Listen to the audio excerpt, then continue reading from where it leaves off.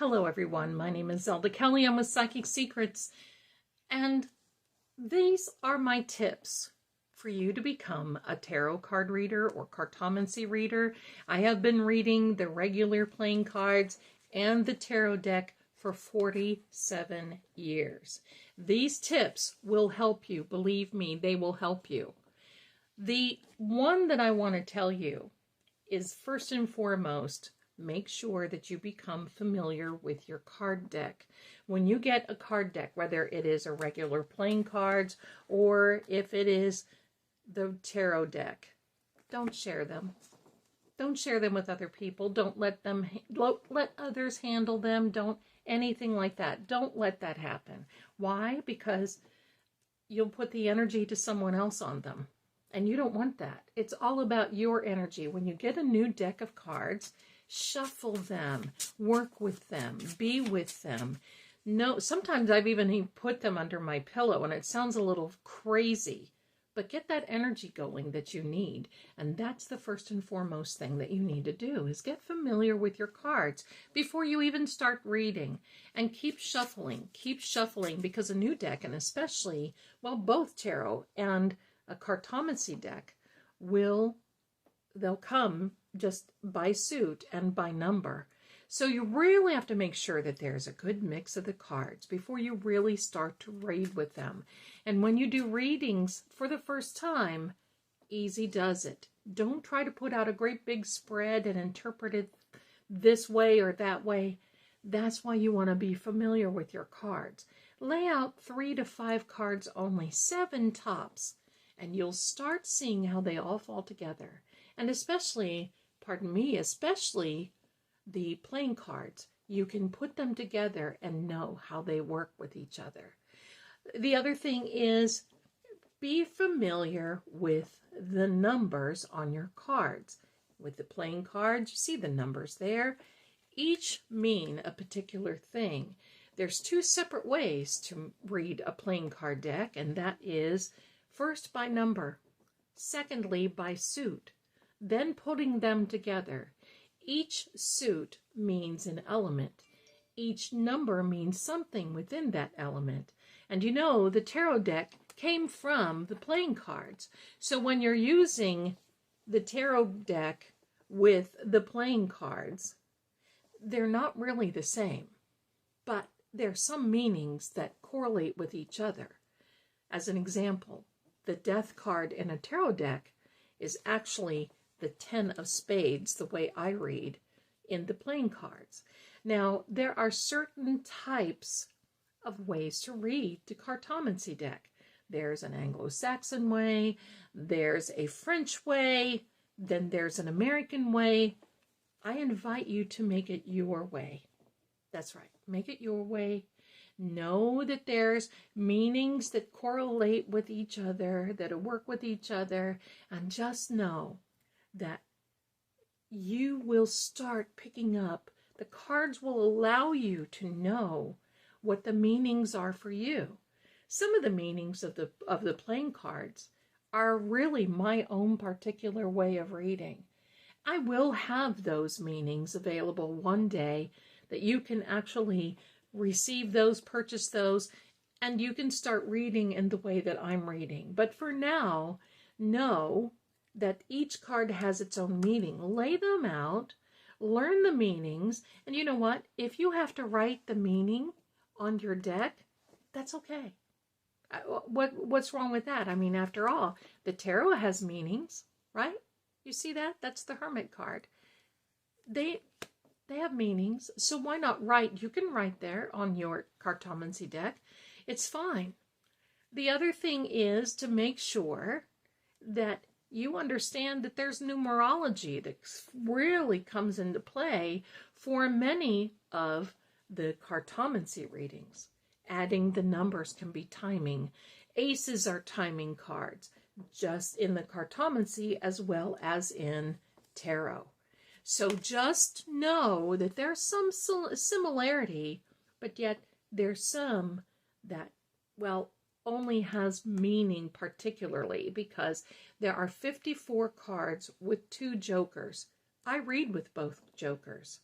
The one thing too, if you want to read like I do not read reverse. Now, some readers will actually put a little pen mark on a dot here, or you can see if you're reading reverse, this does look upside down, and we turn it up here, and most of the spades, the majority of these spades, are facing right side up.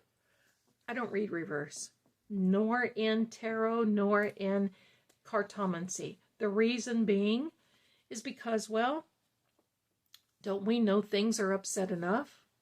Don't we know things are bothersome enough? And if they're real bothersome, they're going to come out definitely in the cards, and they're going to let you know what's going on. That's how I read things, because see, to me, if a reading gets too negative, your client will, or the person you're reading for, or even yourself, will become so focused on what's not going right that you'll forget about what is going right in the reading. So focus on the positive, because having a psychic reading is so you can make sure that you understand that this is guidance and direction. It's not slated in stone. People change their minds. Like, say for instance, if I gave you a reading 4 months ago and you call me and you say, Zelda, but you said that this person was going to do this and this and this, and they didn't. It's called free will. I read for what I see at that particular time. And that's why I don't read for a large amount of time ahead, because there is so much free will. And especially now in this world that we live in, people change their minds often. The other thing now I want you to know is change up your decks. There are different decks. You must rest the deck. That's for sure. I have probably 17 different decks, and that is conservative, that I switch between and read on a daily basis. And it's because when you read too much with one particular deck, well, decks get tired just like we do. They get tired. The energy disperses. So that is another tip for you. The other thing in the tarot cards, I want to invite you to start with a Rider-Waite, universal Rider-Waite, whatever deck. Because if you go with another deck, now this is a celestial deck, a celestial meaning card, but look at the difference. There's the Hermit card right there. Now, if you don't know the meanings or the symbolization of the tarot, you might miss that if that was your first deck. But look at this. There are so many symbols. There's so much going on in this particular card. This is the Five of Pentacles. That it's more than feeling left alone, left out, falling apart. There's more to this card than meets the eye. Go in, find out, because I'm going to tell you, if you are really in-depth tarot reader, tarot cards actually have musical notes assigned to them. Isn't that funny? There's elements assigned, musical notes assigned. There's all types of different things assigned to them. Now, do you need that in a reading? I don't know. It's up to you sometimes. Maybe not, maybe not. But there are different things, different symbolizations in these cards that you need to know. And that's what will set you apart from other card readers. The first and foremost thing before I leave you, to know in a card reading, when you read for someone and they have visited other psychics before they get to you, that particular psychic reading will be first and foremost in their mind. Why? Because they're going to want to know if you're going to pick up the same thing.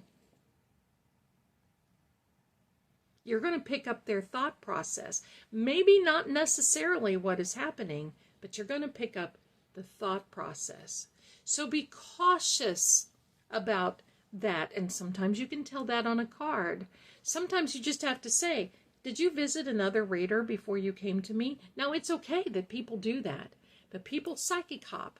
And you've got to be prepared to know that you may pick up. So if one psychic tells you, yeah, this is going to happen, and then you have a person that contacts you immediately after that reading, that past and former reading will still be first and foremost in that person's mind, and you're going to be picking that up, my darling. So be careful and be cautious of that.